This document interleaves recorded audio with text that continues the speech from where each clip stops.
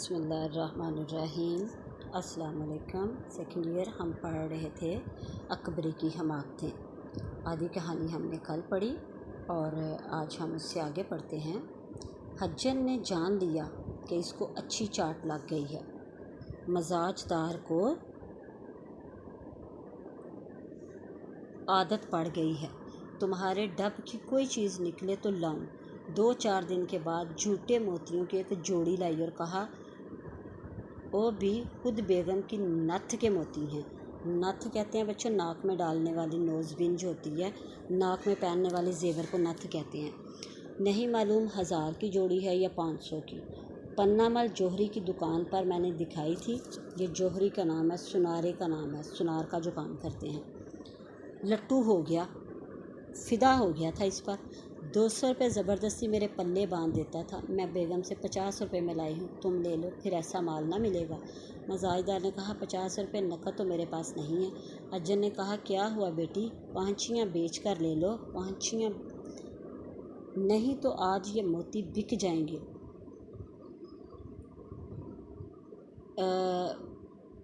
حجن نے ایسے ڈب سے کہا کہ مزاحدار فوراً زیور کا صندوقچہ اٹھا لائی اور حجن کو پانچیاں نکال حوالے کر دی۔ ٹھیک ہے، اب یہ آپ اس کی عقل کا اندازہ کرتے چلے جائیں کہ اس نے محض ابھی پوچھا ہی ہے۔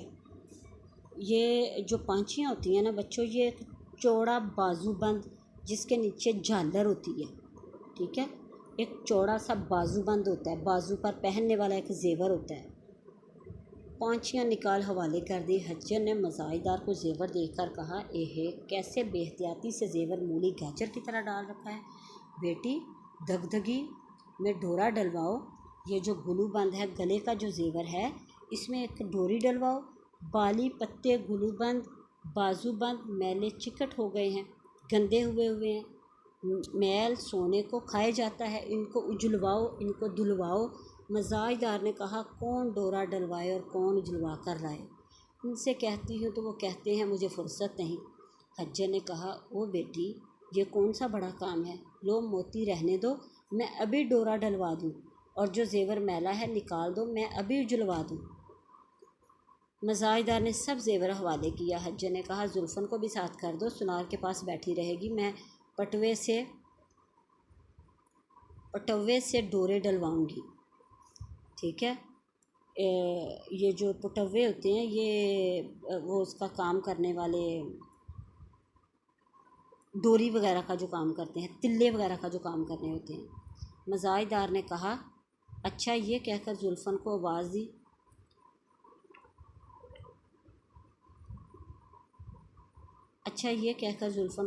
دی۔ آئی تو حجن نے کہا لڑکی ذرا میرے ساتھ چل، سنار کی دکان پر بیٹھی رہی ہو۔ حجن نے زیور لیا، زلفن ساتھ ہوئی، گلی سے باہر نکلی۔ حجن نے رومال کھولا اور زلفن سے کہا لاؤ، اجلوانے کے الگ کر رہے اور ڈورا ڈلوانے کے الگ۔ زیور کو الگ کرتے کرتے حجن بولی ناک کی کیل کیا ہوئی؟ اس کو یعنی پکارا ہے کہ اری ناک کی کیل کہاں گئی ہے؟ زلفن نے کہا اسی میں ہوگی، ذرا برقی تو چیز ہے، اسی پوٹلی میں دیکھو، اسی تھیلی میں دیکھو۔ پھر حجن آپ بولی پان دان کے ڈھکنے پر رکھی رہ گئی۔ اری زلفن دوڑ کر جا، جلدی سے لے آ۔ زلفن بھاگی اور دروازے سے چلائی، بی بی ناک کی کیل پان دان کے ڈھکنے پر رہ گئی، حجن نے مانگی ہے، جلدی دو۔ حجن گلی کے نکڑ پر دینا بنیے کی دکان کے آگے بیٹھی ہے۔ دینا بنیا ایک ہندو ہے جو کہ سود کا کام کرتا ہے، اس کی دکان کے آگے بیٹھی ہے۔ یہ کہنا تھا کہ مزاحدار کا ماتھا ٹھنکا، شک ہونا۔ زلفن سے کہا باولی ہوئی ہے، پاگل ہو گئی ہے؟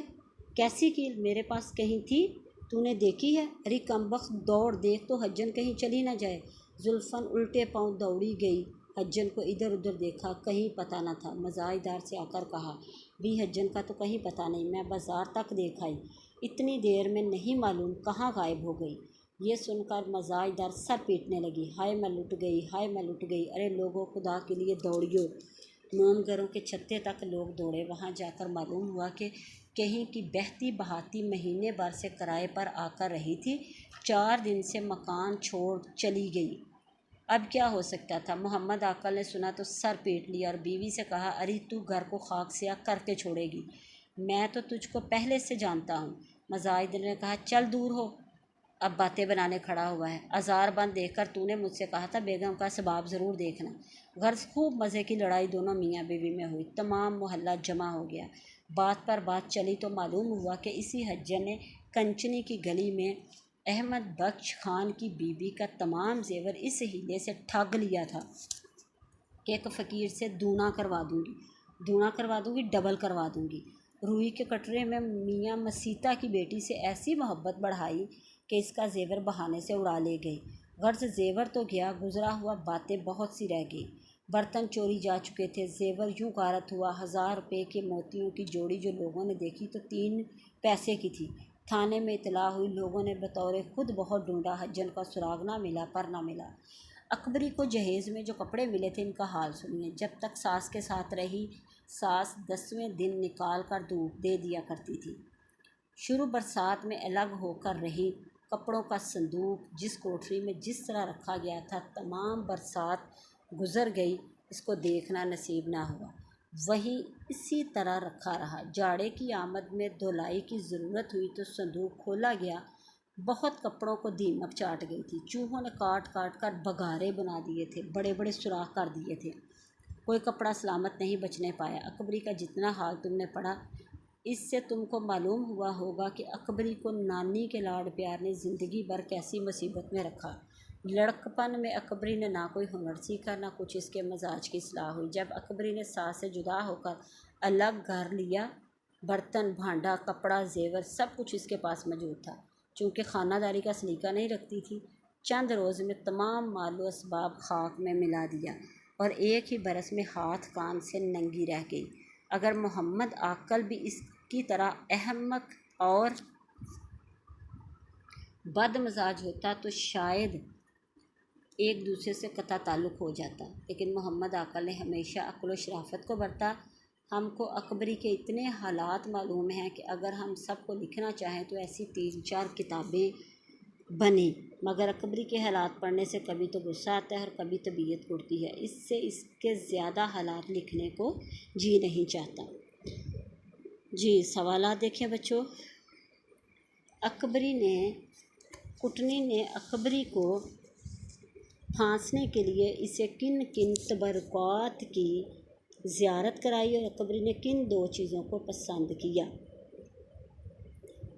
کٹنی کے پاس تسبیح، خاک شفا، مدینہ منورہ کی کھجوریں، کوہ طور کا سرما، خانہ کعبہ کے غلاف کا ٹکڑا، مونگے، ناد علی، پنسوٹا اور بہت سی دعائیں تبرک کے طور پر تھیں جن کی اکبری نے زیارت کی۔ اکبری نے ان تمام تبرکات میں سے کوہ طور کا سرما اور ناد علی 2 چیزیں پسند کی۔ اکبری نے 2 روپے والا آزار بند 4 آنے میں خریدا تو محمد عاقل نے اس کی حوصلہ افزائی کیوں کی؟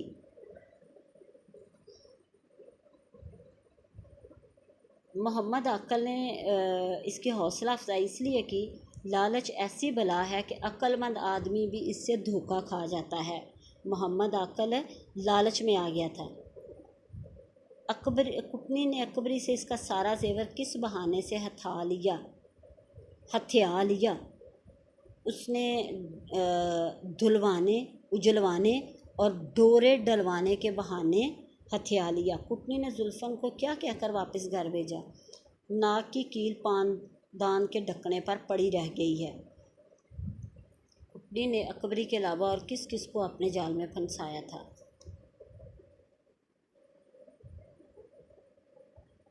کنچنی کی گلی میں احمد بخش کی بیوی کا زیور، اس بہانے سے ہتھیا لیا کہ ایک فقیر سے دگنا کروا دوں گی۔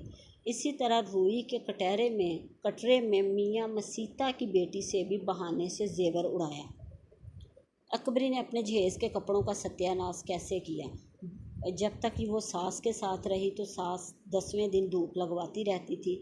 اب اس سال برسات میں اتنی بارشیں ہوئی کہ اکبری نے صندوق کھول کر ہی نہ دیکھے اور تمام کپڑوں میں بڑے بڑے سے بگھارے بن گئے تھے۔ کٹنی نے اکبری کو بھوپال کی بیگم کا جو خود ساختہ واقعہ سنایا، اسے اپنے الفاظ میں لکھیے۔ یہ بچوں یہ خلاصہ آپ یاد کریں گے، اس میں بھی یہ سارا واقعہ آئے گا۔ آپ کے خیال میں اکبری سے کون کون سی حماقتیں سرزد ہوئی ہیں؟ ساری کہانی میں ہم نے اسی کی حماقتیں پڑھی ہیں۔ بعض لوگوں کو اعتراض ہے کہ مولوی نذیر احمد اپنے پسندیدہ کرداروں کے عیب بیان کرتے ہوئے مبالغے کہتے ہیں جھوٹی تعریف سے کام لیتے ہیں۔ آپ کے خیال میں اکبری کی حماقتیں معاشرتی نوعیت کی ہیں یا انہیں بڑھا چڑھا کر بیان کیا گیا ہے؟ یہ میں نے شروع میں بات کی تھی کہ بعض لوگوں کا یہ خیال ہے کہ مولوی نذیر احمد کو ناول نگار نہیں کہنا چاہیے، لیکن یہ بھی ان پر اعتراض ہے کہ وہ اپنے پسندیدہ کردار سے، مگر جو اکبری کی حماقتیں ہیں وہ ہماری معاشرتی نوعیت کی ہیں۔ ہمارے معاشرے میں بڑی بڑی بیوقوف خاتون موجود ہیں اور وہ اس سے بھی بڑے بڑے کام کر جاتی ہیں۔ اس سبق کا خلاصہ اپنے الفاظ میں لکھیے۔ جاہل اور کمزور ایمان کے لوگ عموماً توہم پرست ہوتے ہیں۔ سبق میں توہم پرستی کی چند مثالیں موجود ہیں، ان میں سے 2 کی نشاندہی اپنے الفاظ میں بیان کیجیے۔ درجہ ذیل محاورات کو اپنے جملوں میں استعمال کیجیے۔ درجہ ذیل یہ بچوں یہ جملے آپ نے خود ہی کرنے ہیں۔ درجہ ذیل جملوں کی وضاحت کیجیے، یہ بھی ساتھ ساتھ آپ کے یہ سارے جملوں کی وضاحت جو ہے وہ ہوتی چلی گئی ہے۔ درجہ ذیل اقتباسات کی سیاق و سباق کے حوالے سے تشریح کیجیے۔ مطابقت، یہ جو سوال ہے نا مطابقت کا، یہ بچوں آپ نے نہیں کرنا ہے ابھی، ٹھیک ہے؟ یہ آپ نے ابھی نہیں کرنا کیونکہ یہ 1 یا 2 جملوں سے یہ بات سمجھ آنے والی نہیں ہے، لہٰذا یہ میں آپ کو الگ ایک پورا اس پہ لیکچر دوں گی اور پھر میں آپ کو یہ سمجھاؤں گی، ٹھیک ہے جی؟ اوکے سیکنڈ ایئر، اللہ حافظ، اپنا خیال رکھیے گا بچوں۔